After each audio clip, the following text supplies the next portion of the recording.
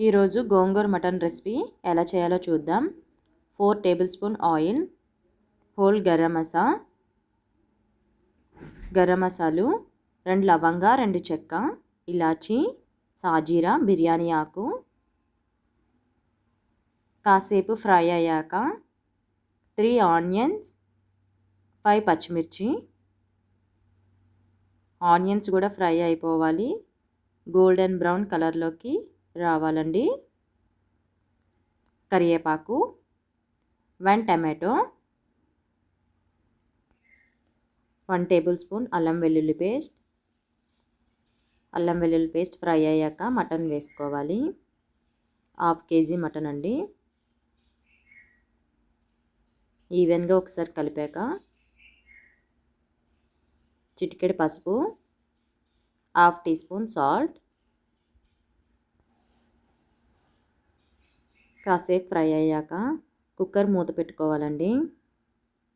Whistle belt తీసేయాలి. తీసేసి ఈ విధంగా మూత పెట్టుకోవాలి. వాటర్ ఈ విధంగా అబ్జర్వ్ అయిపోవాలి. ఇప్పుడు 3 టేబుల్ స్పూన్ కారం వేసుకోండి. మటన్ మునిగేంత వాటర్. కుక్కర్ విజిల్స్ పెట్టాలండి. 10 విజిల్స్ రావాలి. ఇప్పుడు గోంగూర మగ్గబెట్టుకుందాం. గోంగూర ఫ్రై చేస్తూ మగ్గబెట్టాలి.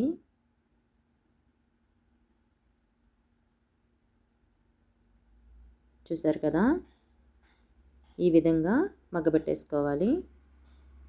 గోంగూర మగ్గిపోయిందండి. మటన్ కూడా విజిల్స్ వచ్చేసాయి. మటన్ కుక్ అయిపోయింది. ఇప్పుడు గోంగూర కడాయిలోకి మటన్ షిఫ్ట్ చేసుకుందాం.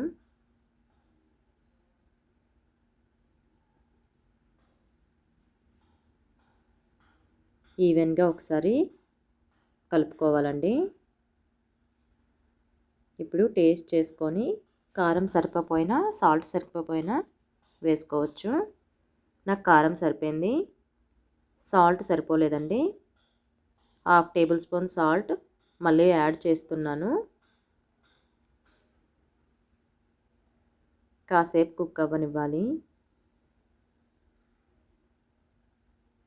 కాసేపు అయ్యాక 1/2 టేబుల్ స్పూన్ ధనియా పౌడర్,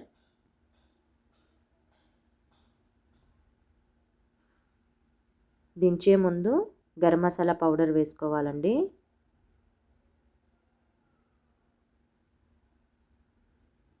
అంతే అండి, మటన్ కర్రీ రెడీ అయిపోయింది. చాలా ఈజీ, కానీ చాలా అంటే చాలా టేస్టీగా వచ్చింది. మీరు ఒకసారి ట్రై చేయండి.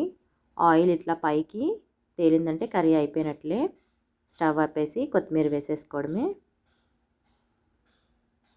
చూసారు కదా, నేను ఫస్ట్ టైం ట్రై చేశాను, కానీ చాలా అంటే చాలా బాగా వచ్చింది. మీరు ఒకసారి ట్రై చేసి చూడండి. మీకు ఎలా వచ్చిందో నాకు కామెంట్ చేసి చెప్పండి. Please like and share, subscribe. Thank you.